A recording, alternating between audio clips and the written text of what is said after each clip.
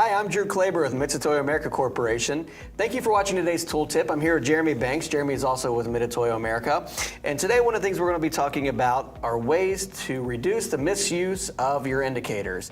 And Jeremy has some experience for this coming from a manufacturing background. And Jeremy, I was wondering if you could tell me a little bit more.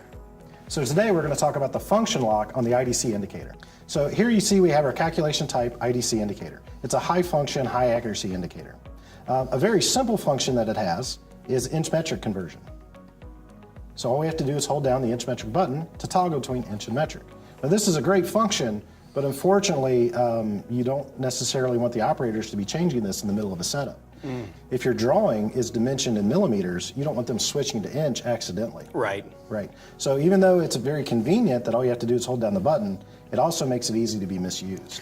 So what can we do to reduce that misuse? Well, inside our new ID-C indicators, we have a function lock. So I'm going to go ahead and toggle through it. So I'm going to press menu. That brings up my different options. I'm going to go ahead and toggle all the way down to lock. Then I'm simply going to turn it on. Now that it is on, no matter how long I hold down the inch metric button, it will not transfer over. Great, so the only way you can undo that is to go through the same steps to turn it back off, the same way that you turned it on. Exactly, so you'd have to go back through the menu settings, back to function lock, and then turn it on. So is it only for the inch metric button? No, all the functions in the indicator can be turned on or off. TIR, min, max, the preset, the zero function, all of them can be turned off.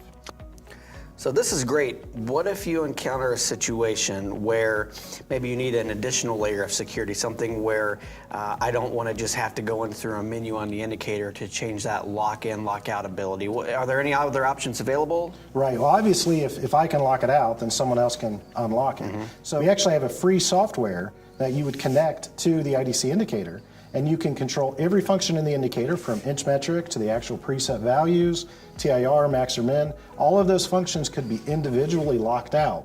Then you would actually need the software to unlock it. So oh, great. Yeah, so the operator wouldn't be able to, with keystrokes, change the settings. So they would actually have to use the software to go in and undo anything. That includes presets, inch metric, any button that's on here, any feature that's available. Yes. Very good.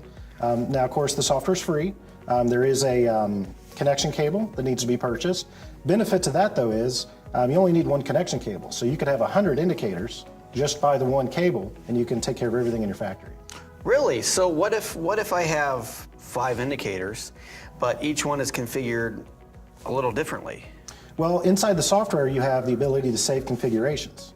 Oh, just like saving a file. Just like saving a file. So if you had 20 or 30 bore gauges, you could set the bore gauge configuration file.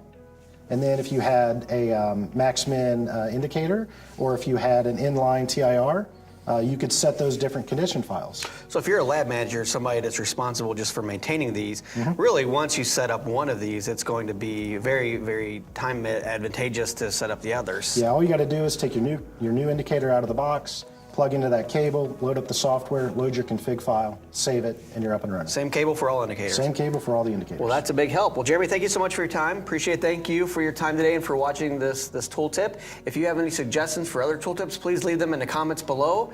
Again, thank you for your time. Have a great day.